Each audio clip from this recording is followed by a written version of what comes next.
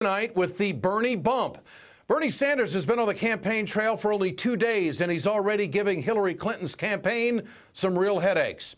During a campaign event in New Hampshire, his first stop since his official announcement, Senator Sanders spoke with clarity on the Trans-Pacific Partnership. I am helping right now, as we speak, to lead the opposition to this Trans-Pacific Partnership trade agreement.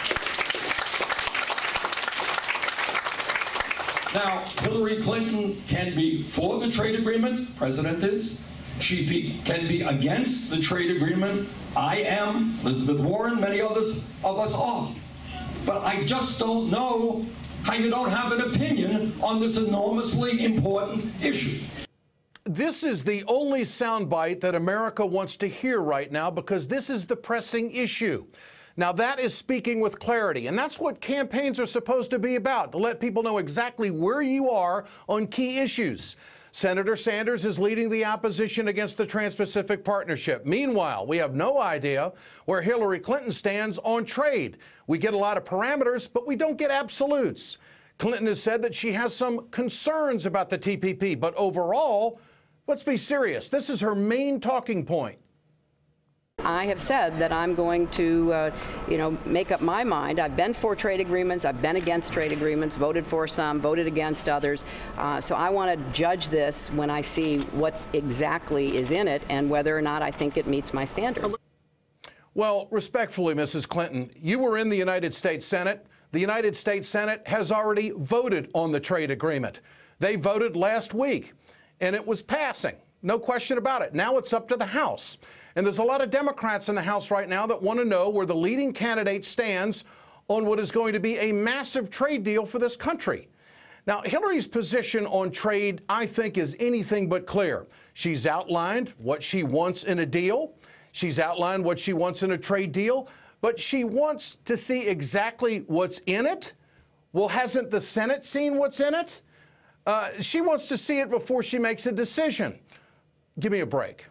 Hillary Clinton was Secretary of State when this deal was being negotiated. I find it hard to believe that the Secretary of State is so in the dark about the TPP. I agree with Senator Sanders. I find it hard to believe that Hillary Clinton can't come to some kind of conclusion on this, an absolute, not a parameter of what she's looking for. The Clinton campaign is hoping that the House will vote on fast track ASAP so they don't have to deal with this trade issue anymore. Clinton's refusal to take a stand on certain issues is starting to chip away at her lead in the polls as well.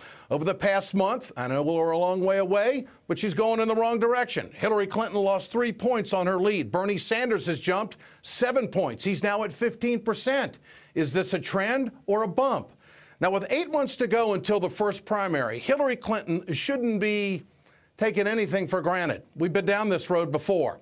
Politico reported today that Hillary Clinton's campaign is, quote, frightened of Sanders. Not that he would win the nomination, but that he could damage her with the activist base by challenging her on core progressive positions in debates and make her look like a centrist or a corporatist. Isn't that what campaigns are all about? Frightened about the truth? I find that hard to believe. It's not just trade. Hillary Clinton has been silent on other issues like the Keystone XL pipeline. It's important to point out Hillary Clinton's campaign website, it does not have an issues page. I saw that today and I just found that startling. Senator Sanders' website has had an issues tab from the start. So when do Democrats get to play fair with one another and say, okay, enough is enough. The House is getting ready to vote on this. The Senate has already voted on it. Let's get an answer.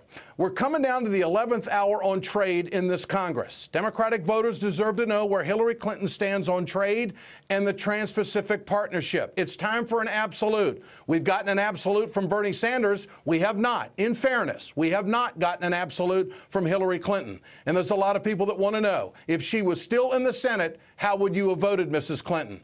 Is this Bill Clinton's influence on his wife? He was a free trader. He was for NAFTA. So what's going on here? Why can't we get the absolute answer from Hillary Clinton? Is this loyalty to her former boss, President Obama?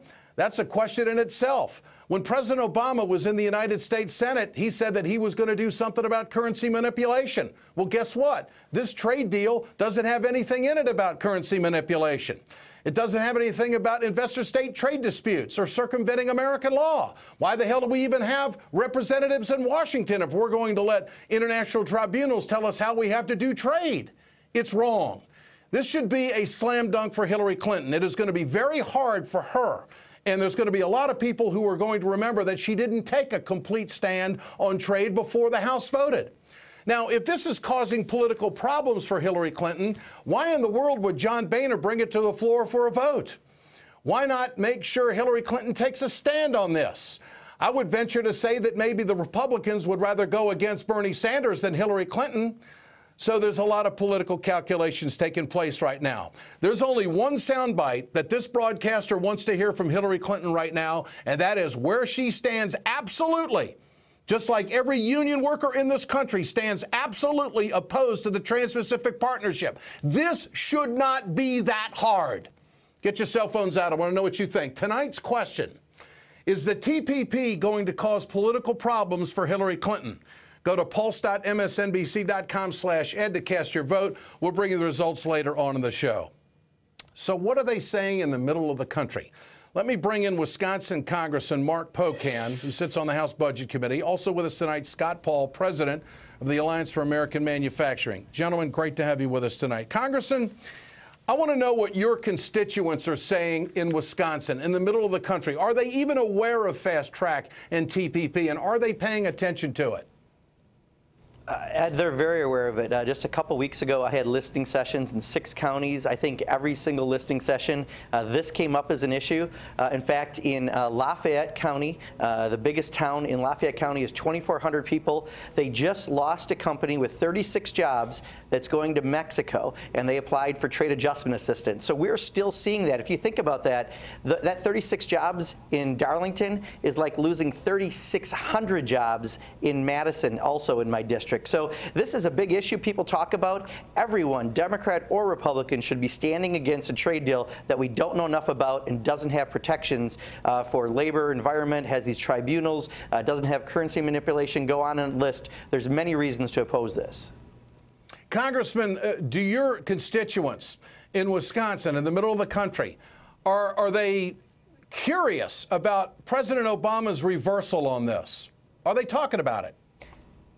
I've got asked several times while we do the listening sessions, again, as an example, why does the White House support this? And, you know, I think this question was asked of the gentleman who did trade for President Reagan, who now opposes these trade deals. He said everything they were promised back then didn't come to fruition, and now he thinks this is a bad route for America. And his analysis was that the White House, no matter who's president, often looks at this for geopolitical reasons. You know, we have allies in a region, and how do you give something to your allies in a region, especially where China is such a dominant economic force? The problem is that ignores what I care about most, which is that we're going to lose more jobs here in the United States, and we're going to have wages depressed right here at home. To me, that is exactly what happens every time we have a trade deal that doesn't have the proper protections, and that's why anyone should oppose the Trans-Pacific Partnership if it doesn't have those things, and I can tell you it doesn't right now. You know, this isn't about playing political favorites. I want the audience watching the Ed Show tonight to know this isn't about Bernie Sanders. It's not about Hillary Clinton. It's not about President Obama. It's about those folks out there across America who are in this American economy and their future and their stability. That's what this issue is about. It's not about choosing up sides. This is an issue. And it's not a cheap shot, nor is it negative to step up and say, okay, where does this candidate stand on something that is going to be so huge to our global economy? Where is America going with this? Now, Scott Paul, you have recently written an op-ed, and you wrote about President Obama. When he was a senator running for the White House, President Obama, Barack Obama, said that he'd get tough on currency. But now with an opportunity to do something about it as president, he's changed his tune. What do you make of that, Mr. Paul?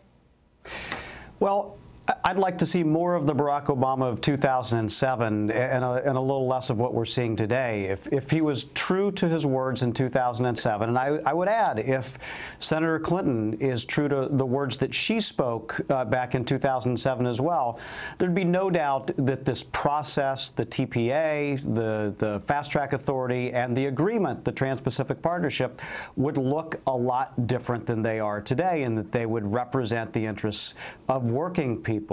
The challenge has been that, and I think Representative Pocan pointed this out, that this has become about geopolitics. I think that's a flawed argument. It's become about Wall Street, and it's losing touch with working people across America. And I would just add that the clarity is simple to happen. I mean, Rick Santorum, who announced for president yesterday, penned an op-ed in March calling for dealing with currency manipulation in trade deals very specifically. There's an amendment that narrowly passed last week that could have been a game changer on this. And I would like to hear Senator Clinton talk in the way that she did in the 2007 campaign about this with greater clarity. And I'll just say this. I think the voters in Iowa and New Hampshire expect an answer. I think they'll be asking her consistently, and I hope they receive one. Well, the Clinton campaign, I'm getting a sense that they want this vote in the House to take place ASAP so they could say, well, it's already passed and this is the way it is, so we'll have to deal with it moving forward. No. I mean, this is not a slam dunk in the House right now. And, Congressman, the votes aren't there right now. This is a huge vacation, or should I say working vacation or recess that the Congress is taking right now because they're getting input from folks back home, and this is building. The votes aren't there, or are they, Congressman? No, in fact, they will pull a vote when the White House and the Republican leadership and Paul Ryan think they have the votes lined up. But I can tell you on the House Democratic side, there are only maybe 20 people right now who are at the yes, and all the rest of us are at no with a small number of undecided. And I can tell you that this is something that on the Republican side, we think we might have at least 60 votes and growing who don't want to give up our sovereignty through some of the provisions you talked about, the tribunals and other issues. So this is not a slam dunk. We're going to fight this to the last breath we have. And I hope that we are successful, because we are hearing it from our districts that people don't want this. There are simply not real constituents who say, I think you should pass this. Okay. Now, back to the currency manipulation for a moment. China and Japan are big players in this deal. Scott Paul, be very clear. They have a record of currency manipulation, correct? And also that Hillary Clinton has said that currency manipulation has to be addressed. Well, in this trade deal, it is not addressed.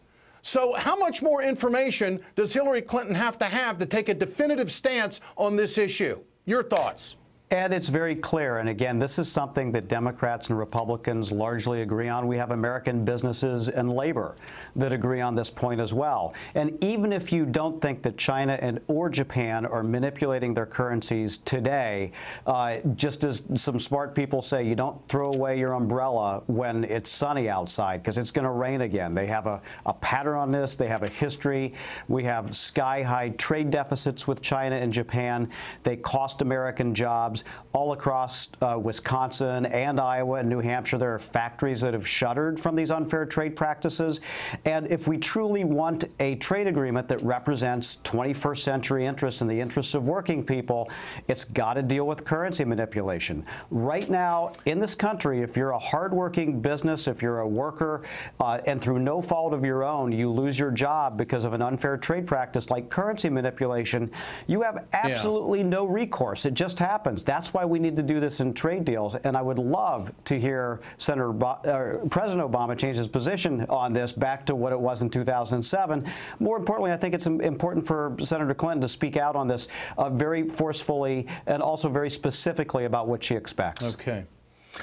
Congressman Mark Pocan, Scott Paul, President of the Alliance for American Manufacturing, great to have both of you with us tonight. You know, folks, this is what a campaign is about, to take a tough issue. And yes, it is a hard choice. But there are absolutes. American jobs and the American economy is going to be injured if we go down this road.